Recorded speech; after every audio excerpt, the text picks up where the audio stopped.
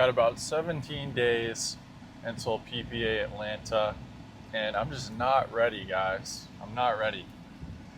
Still trying to get the health thing figured out. So if you've been keeping up, if you haven't been keeping up, I had stomach problems that got a lot worse. Went to the ER. Completely changed my diet. I'm in keto now. I'm eating really clean, just meats and healthy fats. Well, my stomach problems have gotten a lot better, but I was absolutely gassed. I had no energy, just kind of felt dead. And I texted my buddy Josh, who really put me on to the whole diet thing and gut health and really coaches me through stuff. Thank you, Josh. And he just texted me one word: electrolytes.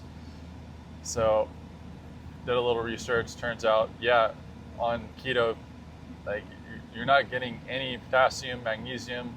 You can get a lot of salt if you salt your foods, which I do, but I had to go out and buy electrolytes, which is hard to do if you don't want any with sugar in it. It's almost impossible to find something. I had to get this little bottle of, like, it's literally pure electrolytes. There's no additives. It tastes awful. So you put drops in your water. So I went out and bought it. So now it makes all my water taste terrible. So that's great, but it doesn't matter. I have to do this for my health, for as long as I can tolerate.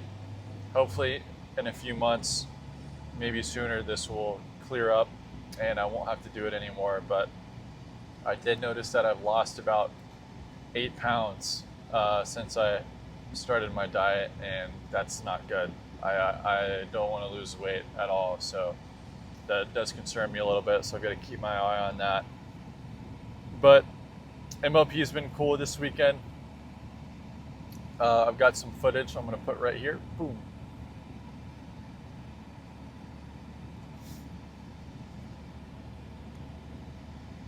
I'm trying to keep track of the lefties that are playing. I'm watching CJ Klinger a lot. The way CJ plays is brilliant. So some things I'm kind of learning from him. How he keeps his hands so close to his body when he gets in hands battles. And that allows him to, hit some kind of risky speed ups, but he places them really well.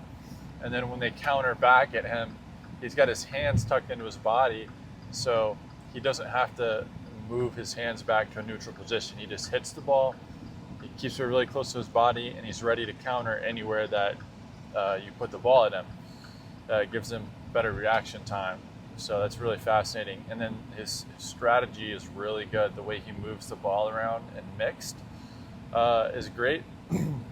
He's capable of hitting dinks and speed ups anywhere. So he'll move people around the court. He's very manipulative. So that's something that I really like and want to kind of work on. And so the rest of this week, I'll be going to either the U.S. Open. Well, I'll be going to the U.S. Open at some point. I think I'm going to go back home so I can train for a few days and then go to the U.S. Open to work and hopefully train there as well. But last thing, this will be a bit shorter video for today, but I want to show you guys how I'm planning to train this week. One of my goals is to be more organized in the way I train, so that I can't really make excuses for myself, when the time comes for me to train, and say I haven't planned it out or I'm too tired. So I'm going to show you guys what I'm planning on doing this week.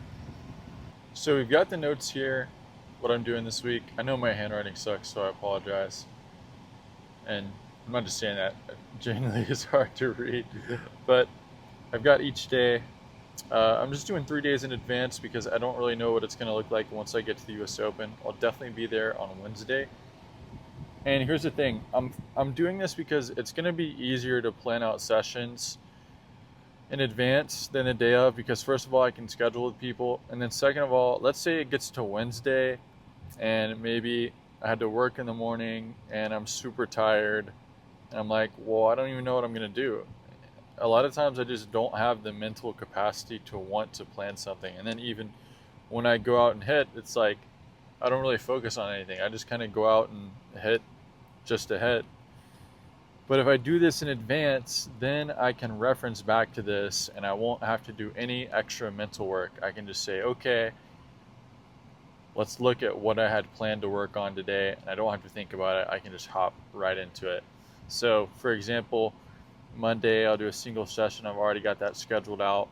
I'll do a ball machine, and I'm going to add what I want to focus on here to work on it and what time. And then every day I need to be doing my hand rehab because I haven't been doing that. My hand's a lot better, but it's still got some pain, got some tendonitis in my hand. So, and then on Wednesday, I don't know what it's going to look like. So on-site drilling, I'm going to look for somebody to hit with at the US Open. I want to do a 2x strength work. Those are your fast twitch muscle fibers.